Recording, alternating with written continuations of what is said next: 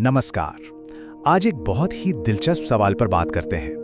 एक ऐसा सवाल जो अक्सर मन में आता है और जिसे लेकर कई गलतफहमियां भी हैं। सवाल यह है कि भगवान शिव को संहारक यानी डिस्ट्रॉयर क्यों कहा जाता है। सुनने में थोड़ा अजीब लगता है ना? मतलब एक ऐसे देव जिनकी इतनी पूजा होती है, इतनी श्रद्धा है, उनका नाम विनाश या संहार से कैसे जुड़ सकता है?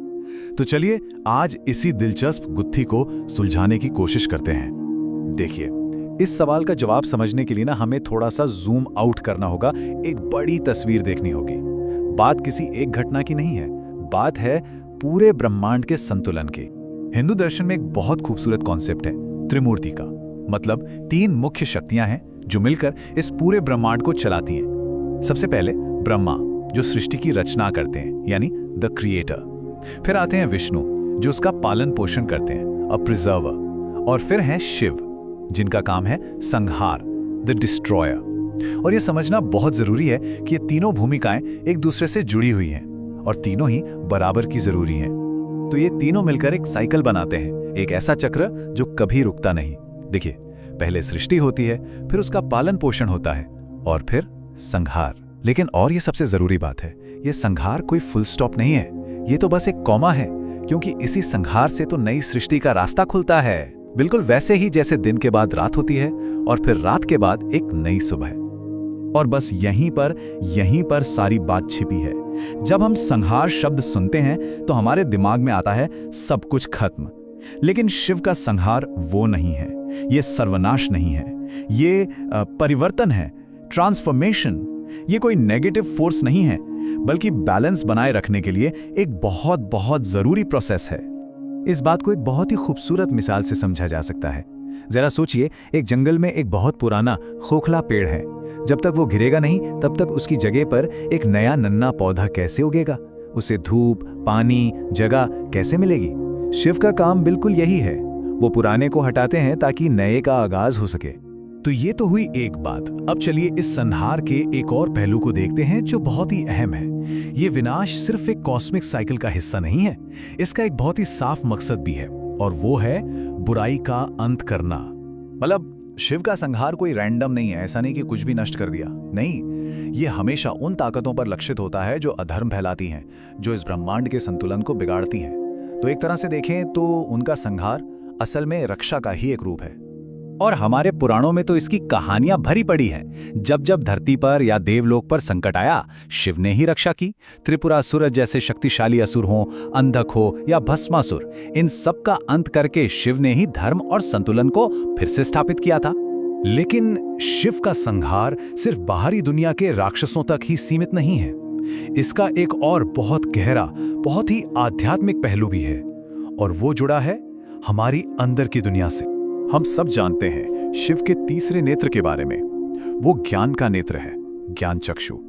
और कहानी ये नहीं है कि जब वो खुलता है तो दुनिया भस्म हो जाती है। नहीं, जब वो खुलता है तो उसकी आग में बाहरी दुनिया नहीं जलती, बल्कि हमारे अंदर के दुश्मन जलते हैं। हमारा अज्ञान, हमारा अहंकार, हमारे सारे भ्रम सब जलकर राख हो जाते हैं। और अगर आध्यात्मिक नजरिए से देखें तो यही सबसे बड़ा संहार है, अज्ञान का, अविद्या का संहार। क्योंकि जब तक हमारे अंदर अहंकार और गलतफहमियों का अंधेरा है, तब तक ज्ञान की रोशनी अंदर आ ही नहीं सकती। शिव का ये रूप हमें यही याद दिलाता है कि असली लड़ाई बाहर नहीं, अंदर है। अब आते हैं शिव की इस पूरी भूमिका के सबसे शक्तिशाली, सबसे प्रसिद्ध प्रतीक पर। मैं बात कर रहा हूं उनके दिव्य तांडव नृत्य की। तांडव को सिर्फ एक डांस की तरह देखना बहुत बड़ी भूल होगी। ये तो पूरे ब्रह्मांड की धड़कन है, कॉस्मोस का रिदम है।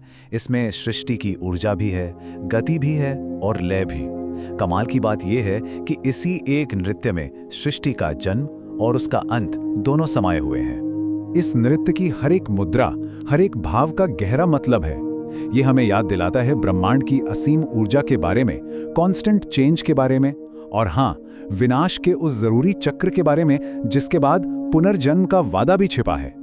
ऐसी मान्यता है कि जब एक युग का, एक युगा का अंत होता है तो शिव का यही तांडव महाप्रलय लाता है।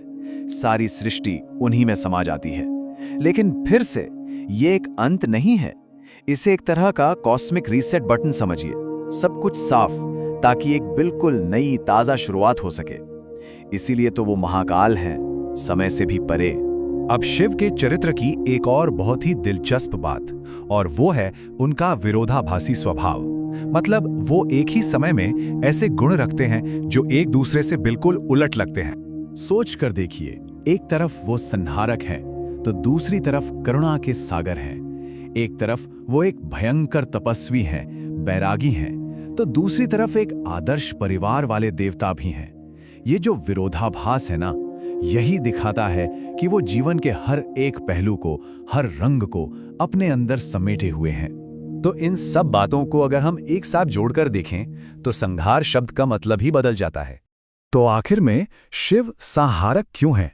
क्योंकि वो बुराई का अंत करते हैं, क्योंकि वो ब्रह्मांड के चक्र को बैलेंस में रखते हैं, क्योंकि वो हमारे अंदर के अज्ञान और अहंकार को नष्ट करते हैं, और क्योंकि वो नए के लिए रास्ता बनाने के लिए पुराने को साफ करते हैं। तो सबसे बड़ी बात जो हमें समझनी है वो ये है कि शिव का काम विनाश करना नहीं, बल्कि बदलना है। वो संहारक से कहीं ज्यादा एक महान ट्रांसफॉर्मर हैं। उनका किया गया संहार कभी भी एक फुल स्टॉप नहीं होता, ये हमेशा एक नई और बेहतर सुबह का वादा होता है। और ये पूरी बातचीत हमें एक बहुत ही गहरे सवाल पर लाके छोड़ देती है।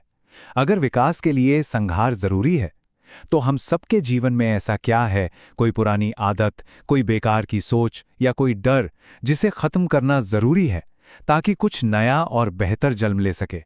ये एक सोचने वाली बात है।